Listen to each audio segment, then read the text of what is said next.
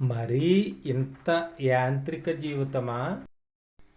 Already మనుషులు చేసే పనులన్నిటిలోకి యంత్రాలు వచ్చేస్తున్నాయి.